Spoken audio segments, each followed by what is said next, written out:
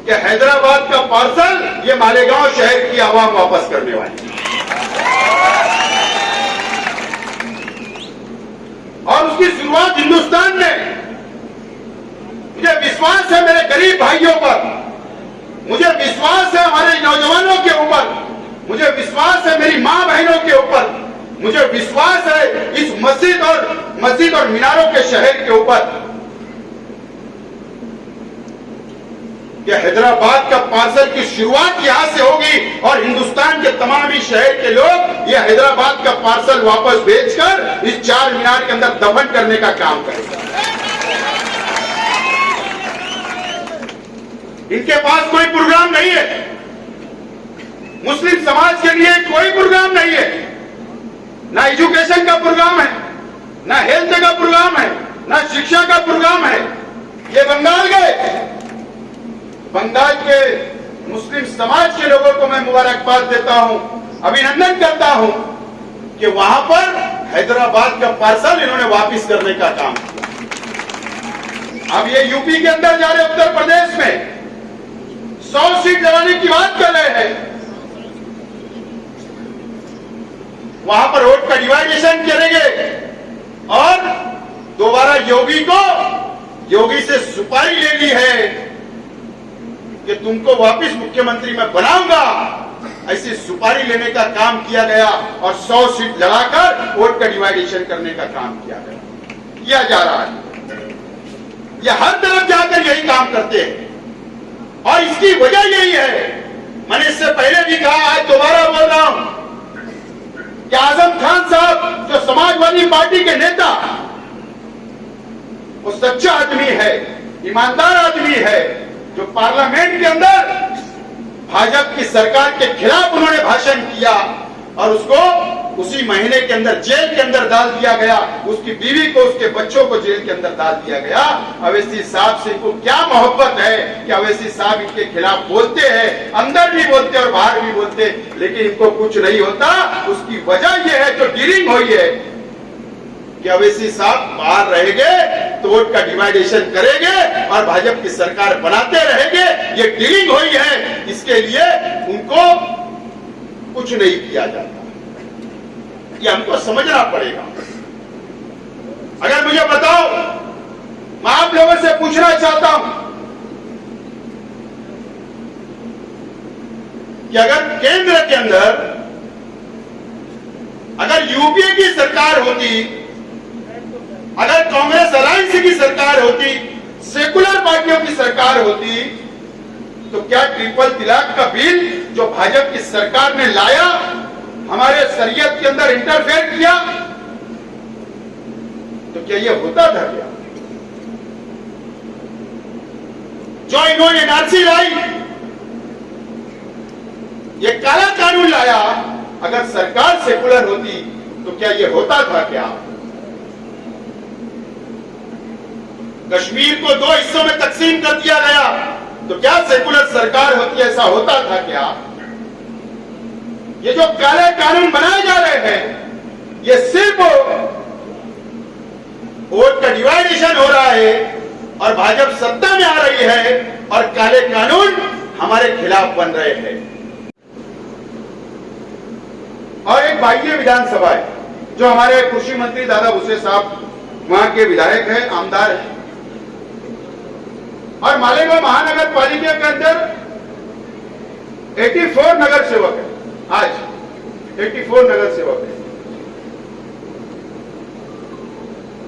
और बाह्य मतदार संघ के अंदर 25 नगर सेवक जो हमारे 20-22 हिंदू भाई चुनकर आते हैं और बाकी 2-3 मुस्लिम भाई चुनकर आते हैं, जो बाह्य के अंदर आता है, और बाकी तमाम ही नगर सेवक मालेगांव मध्य के अंदर चुनकर आते हैं और वो तमाम ही मुस्लिम समाज से। और हमेशा यहाँ पर नगर अध्यक्ष भी, जब ये नगर पालिका थी तो नगर अध्यक्ष भी मुस्लिम समाज का ही रहा।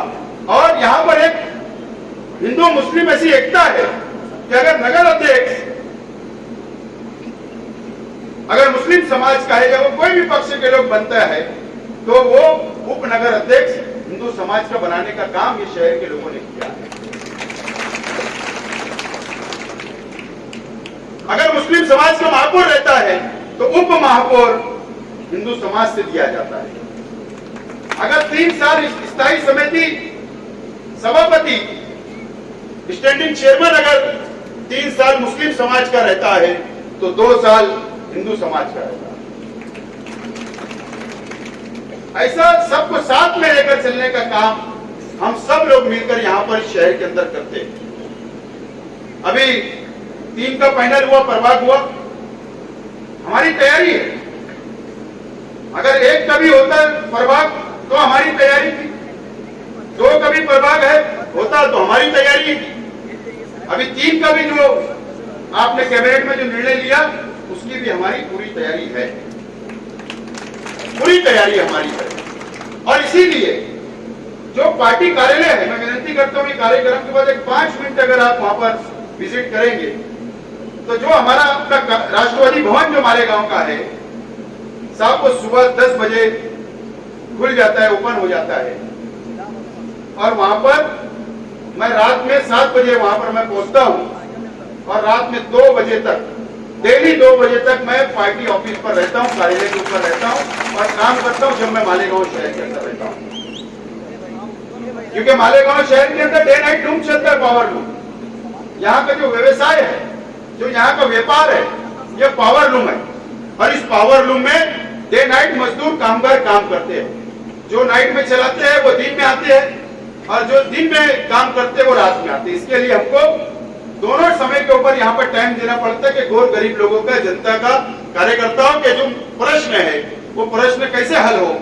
जो भी प्रश्न वो लाते हैं तो हम हल करने का काम तमाम ही हमारे साथी मिलकर, तमाम ही संगठन के हमारे पदाधिकारी मिलकर हम लोग काम करते हैं।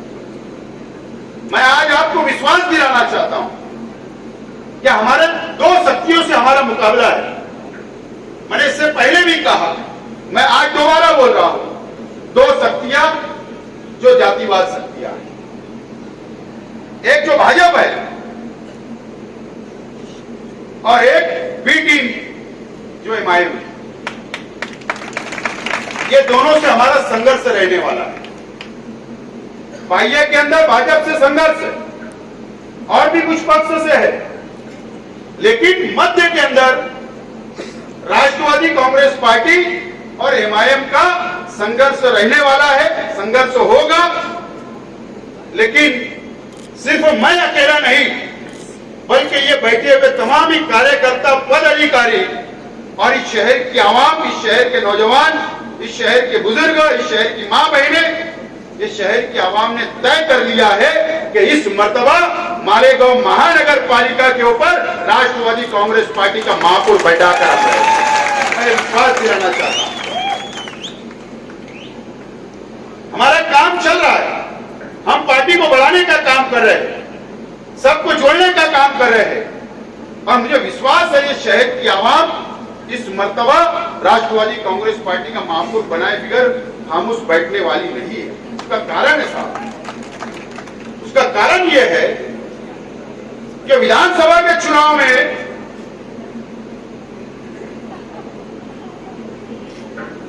हैदराबाद से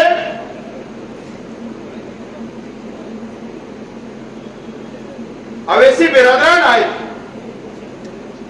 अवैसी साहब यहां पर बहुत जोर से सभा की उन्होंने, विधानसभा में बहुत भाषण किया, बहुत वादा किया और उन्होंने यह वादा करके गया था कि हर 2 महीने के अंदर मैं यहां पर आके जनता का काम करूंगा और मेरा आमदार अगर चुन कर आएगा तो मैं उसका हिसाब लूंगा, उससे मैं पूछूंगा, अड़ावा लूंगा कि आप क्या काम कर रहे हो। लेकिन 2 साल हो रहे हैं, अवैसी साहब 2 साल के अंदर मालेगांव शहर के अंदर आए नहीं और इनके जो विधायक चुनकर आए हैं उन्होंने भी एक भी विकास काम नहीं किया। आमदार निधि भी उन्होंने कंप्लीट खर्चे 2 साल के अंदर नहीं की और कई आमदार निधि तो वापस चली गई डीपीडीसी के अंदर, लेकिन इन्होंने जमीन के ऊपर काम नहीं किया और इस शहर की आवाम को जज्बात के अंदर उनकी भावनाओं को भड़काकर और मजहब के नाम पर यहाँ के युवकों को भड़काने का काम किया और विधानसभा चुनकर चले गए। लेकिन 2 साल के अंदर कोविड की परिस्थिति इतनी खराब थी, कभी भी कोई पूछने के लिए नहीं आया कि इस शहर की जनता कैसी है, आपको क्या प्रॉब्लम है। ये शहर की आवाम ने तय कर लिया है